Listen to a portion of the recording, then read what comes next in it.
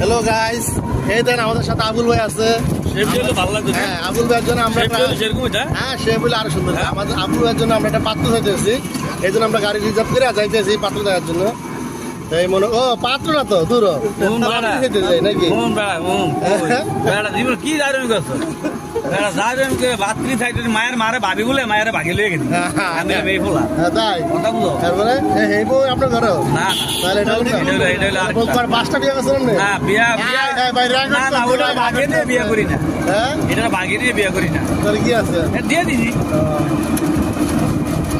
মায়ের ভাই কয় বাইলা রোডে যে যাচ্ছি চাঁদপুর কমলাপুর গ্রামে তো আঙ্গো ভাই ভাইটা মায়ের মারে ভাবি বলে ভাগে নিতাম না নিদি গেলি গা হ্যাঁ